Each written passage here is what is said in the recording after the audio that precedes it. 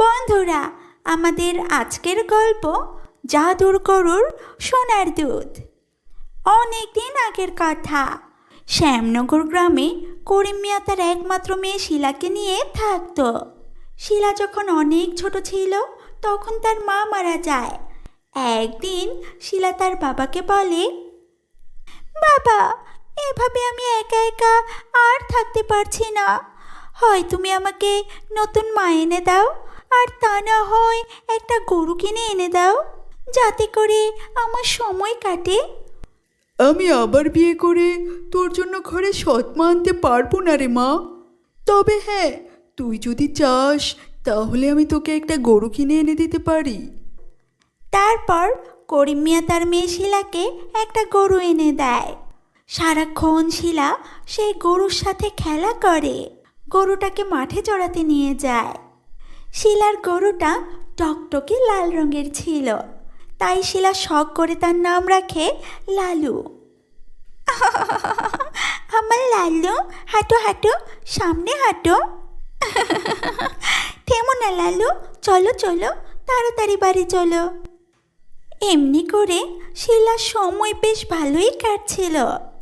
একদিন সকালবেলা শিলার বাবা কাজে চলে যায়, আর শিলাও স্কুলে যায়।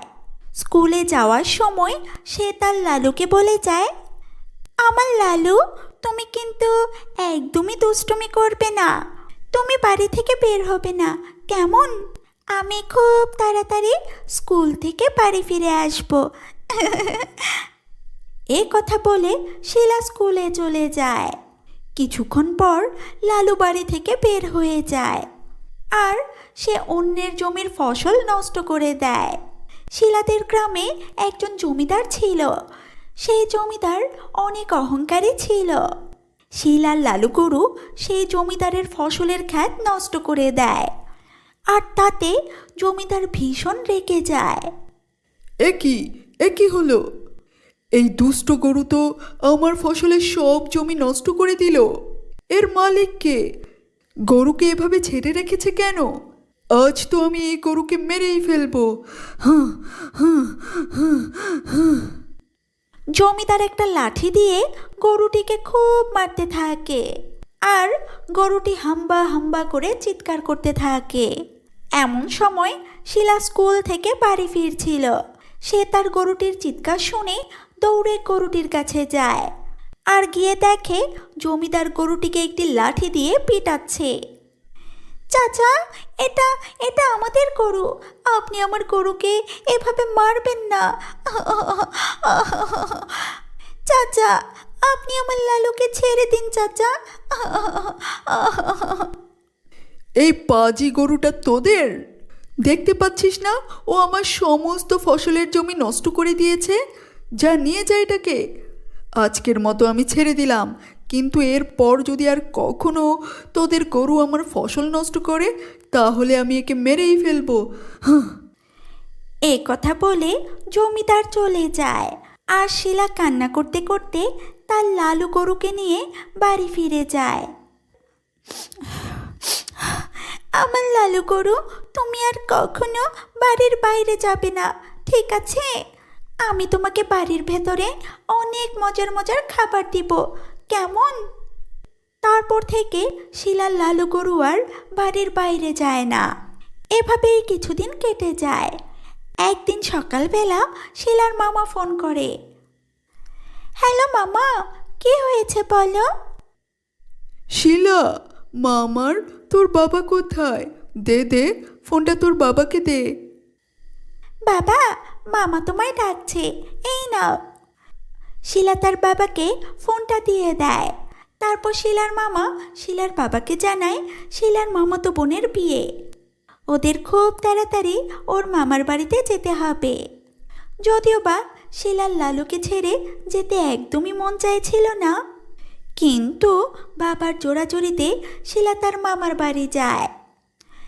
যাওয়ার আগে লালুকে ঘর ভর্তি খাবার দিয়ে যায়। শিলারা তার মামার বাড়িতে 3 দিন থাকে। এদিকে লালুকে দিয়ে যাওয়া সব খাবার শেষ হয়ে যায়।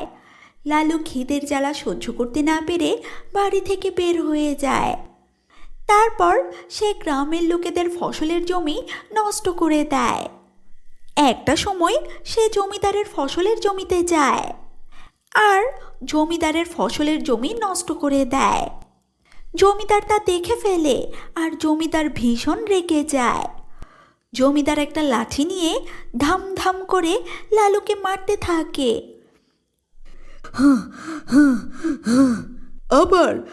আবার তুই আমার জমি নষ্ট করলি, তোকে তো আজকে মেরেই ফেলবো। সেদিনই শিলারা বাড়ি ফিরে আসে। বাড়ি ফিরে শিলা দেখতে পায় লালু বাড়িতে নেই। তখন শিলা লালুকে খোঁজার জন্য বেরিয়ে যায়। পুরো গ্রাম তন্ন তন্ন করে খুঁজেও শিলা লালুকে কোথাও খুঁজে পায় না। ও সাথী আমার, তুমি কেন চলে যাও? ও সাথী আমার, তুমি কেন চলে যাও? কি দোষ করেছি সে কথা বলে যাও। ও সাথী আমার, তুমি কেন চলে যাও? ও সাথী আমার, তুমি কেন চলে যাও? এই যে চাচি, আপনি কি আমাদের লালুকে দেখেছেন? লালু মানে তোমার গরুটা? হ্যাঁ চাচি, আমার গরুটা। আরে শিলা, তুমি জানো না ওকে তো জমিদার মশাই মেরে ফেলেছে। ও যা ক্ষতি করেছে আমাদের সবার ফসলের জমি নষ্ট করে দিয়েছে। তাই জমিদার মশাই রেগে গিয়ে ওকে মেরে ফেলেছে। না না, এটা এটা হতে পারে না। তারপর শিলা দৌড়ে তার বাড়ি চলে যায়। বাড়ি গিয়ে সে তার বাবাকে একথা জানায়। কি, জমিদার মশাই আমাদের গরুকে মেরে ফেলেছে?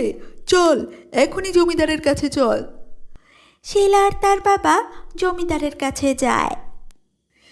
জমিদার মশাই, এটা আপনি কি করলেন?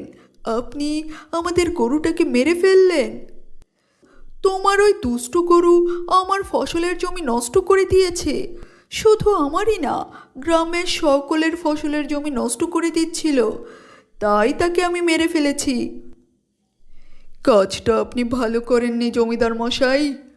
এখন আমি গ্রামে বিচার বসাবো। আরে করিম মিয়া, থামো। সামান্য একটা গরুর জন্য বিচার সালিশের কী দরকার?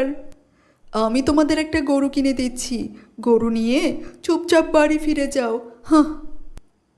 তারপর দুষ্টু জমিদার শিলা আর তার বাবাকে একটি রোগা পাতলা কালো কুচকুচে গরু কিনে দেয়।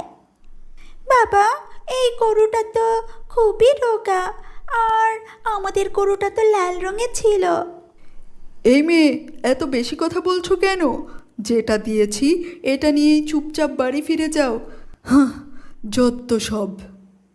শিলা আর তার বাবা সেই কালো রঙের রোগা গরুটি নিয়ে বাড়ি ফিরে যায়। শিলা গরুটার অনেক যত্ন নেয়। সে গরুটাকে ভালো ভালো খাবার খাওয়ায়। কিছুদিনের মধ্যে গরুটা অনেক মোটা তাজা হয়ে যায়। শিলা গরুটা থেকে দুধ সংগ্রহ করত আর তার বাবা সেই দুধ বাজারে বিক্রি করত। একদিন শিলা যখন দুধ সংগ্রহ করতে যায় তখন সে অবাক হয়ে যায়, কারণ শিলা দেখতে পায় ওদের কালো রঙের গরুটি সোনার দুধ দিচ্ছে। শিলা দৌড়ে গিয়ে তার বাবাকে ডাকে আর বলে, বাবা বাবা, দেখে যাও কি হয়েছে। কি রে মা, কি হয়েছে? বাবা, আমাদের কালো গরু সোনার দুধ দিচ্ছে। বলিস কি রে মা, এটা কেমন করে সম্ভব? তুমি নিজেই দেখো।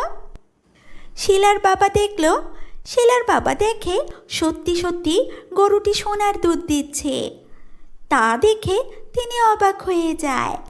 সোনার দুধ বিক্রি করে তারা অনেক বড়লোক হয়ে যায়। কিছুদিনের মধ্যে ওরা সেই গ্রামের সবচাইতে ধনী মানুষ হয়ে যায়। তাদের আর কোনো দুঃখ থাকে না। তাহলে বন্ধুরা, কেমন লাগলো আমাদের আজকের গল্পটি? কমেন্ট করে অবশ্যই জানাবে।